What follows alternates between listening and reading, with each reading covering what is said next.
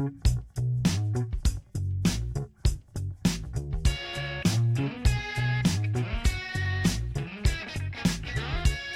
there, and welcome to another episode of the Gracious Guest Podcast, and I'm your host, Mike Creevy, your humble host here joining you on the program where we think about, talk about, reflect on things that bring us joy, things that lead us to truth, goodness, and beauty, even if it might seem a little mundane, and even especially if it might seem a little mundane sometimes, because that is, as we find, the further we go down that road, that is precisely where the great transcendentals are right in front of our very eyes, and sometimes we miss it. Sometimes we're so caught up in our day-to-day lives, we're so caught up in the things we think are important that we lose sight of the fact that we are guests in this life, and that sometimes we have to just do a better job of trying to be gracious guests, trying to be open to receiving the wonder that lies all around us, that beckons to us all the time. So, with that in mind, I turn to Star Wars.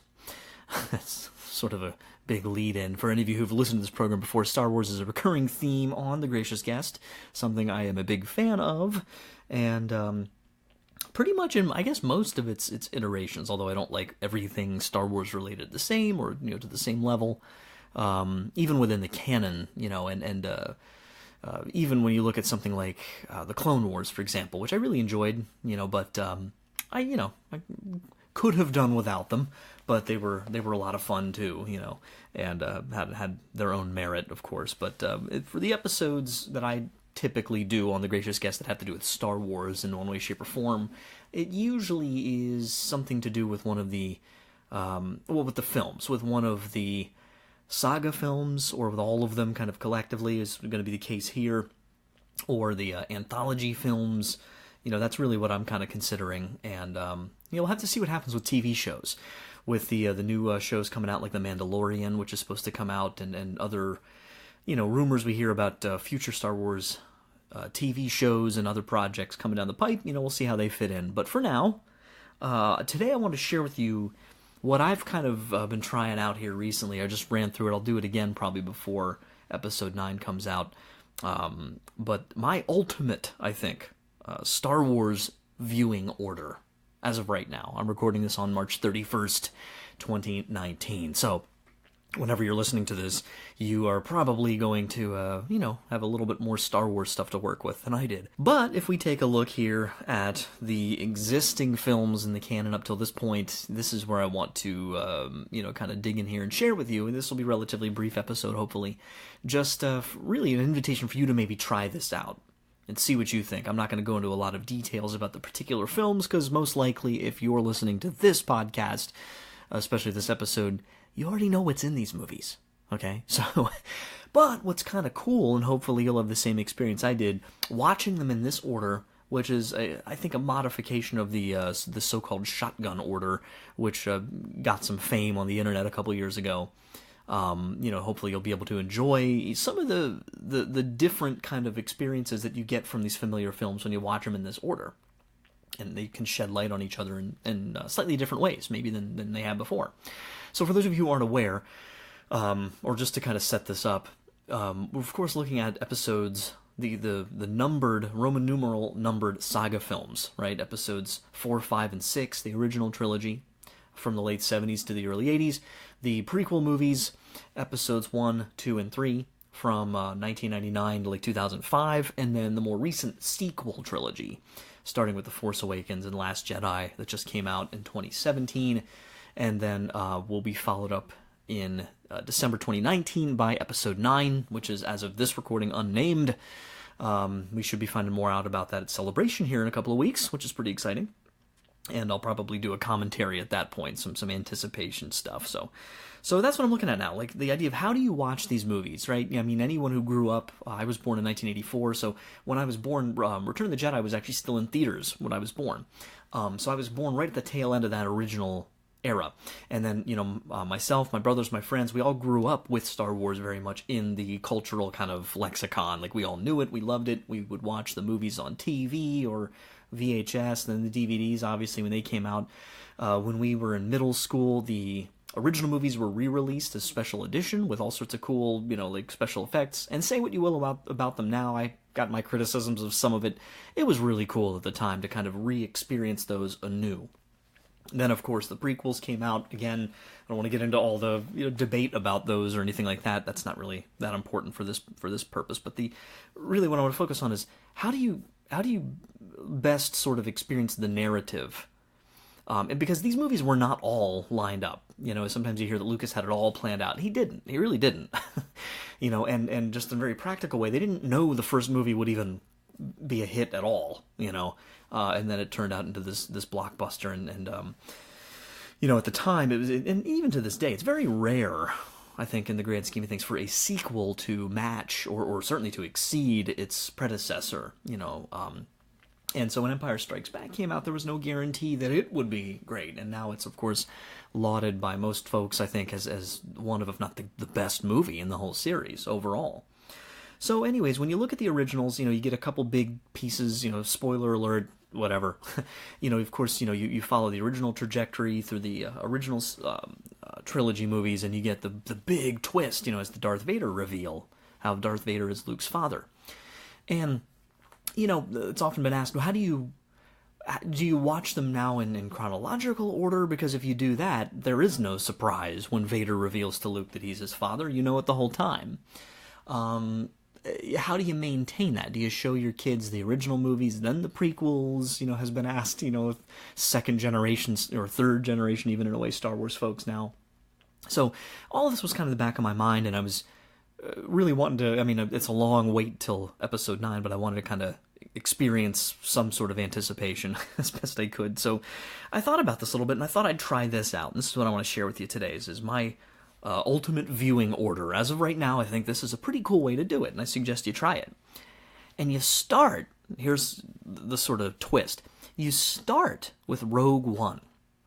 Rogue One was almost universally lauded as just a phenomenal standalone film.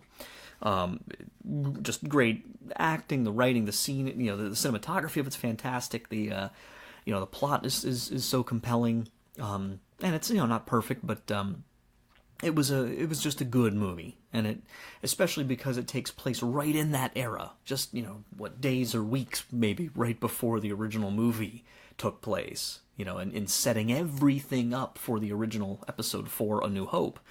It really was able to present everything down to like the hairstyles, like the guys with the pork chop sideburns and mustaches, like on the radar screens and stuff, or like even using some unused footage or some old footage of some of the pilots, that we then see in Episode 4, which takes place right after, that kind of thing. It was so well done to give us the backstory of how they got the Death Star plans, and so everybody really enjoyed that, I think. And so I thought, what would be neat if maybe let's see what this is like. Let's start with Rogue One.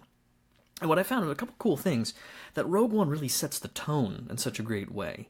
There's these mentions throughout, about the Jedi, and it's kind of, when you watch it and try to pretend it's the first Star Wars movie you've ever seen, or like the antechamber, like the entryway into Star Wars, you get this real mystery about the Jedi. You don't really know who they were. There's already this sense that they're gone, that once they were and now they are no more.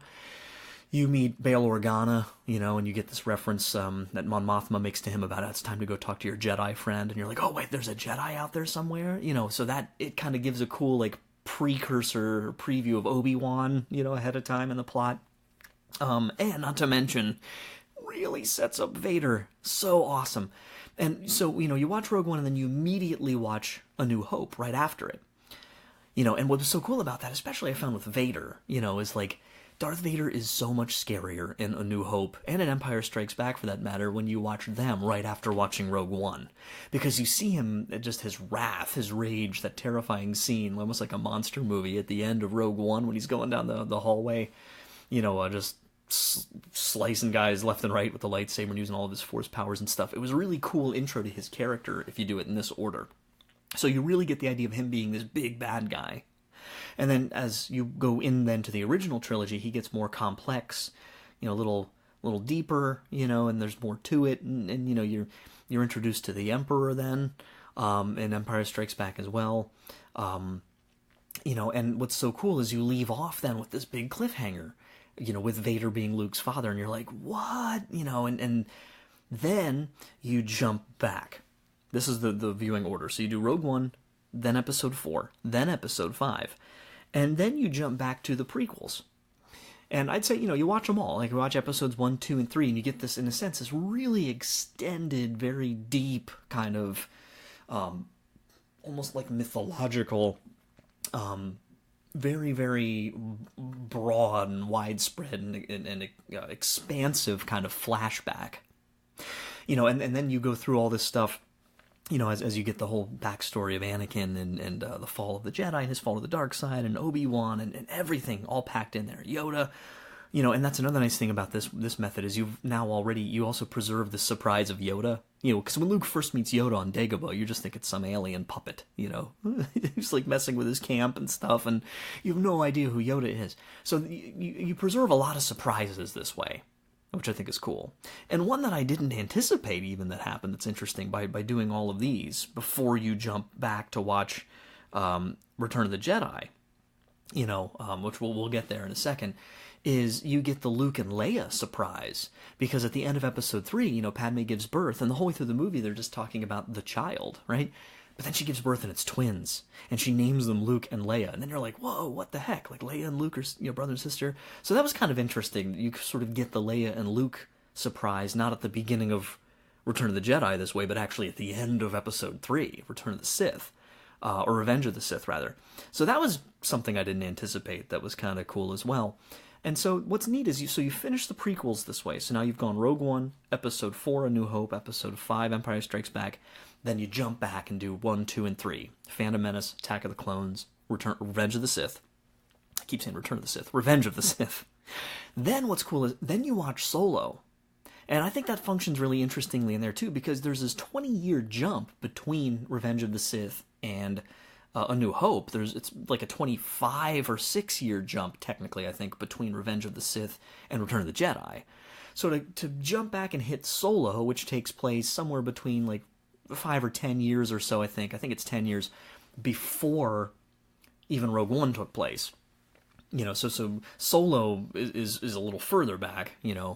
Solo has already happened, when you're watching Rogue One, but you don't know any of that yet. What's cool though is in my order here, when you get to the end of Empire Strikes Back, you get to see Lando and Han, and you see them set up, those characters set up by Billy D. Williams, and Harrison Ford, which is really essential, I think.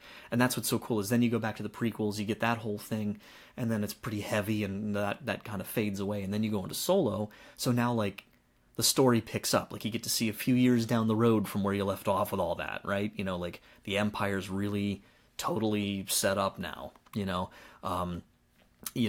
on their way to building the Death Star and all that kind of stuff, and you get to see though a shift to this sort of other part of the Empire, these other fights going on, these other things with the crime lords and stuff, and hey, we're back to Han. This is like Han and Lando's origin story, and Chewie. So you're being reintroduced to those characters you really kind of left off with a while ago, in the original trilogy.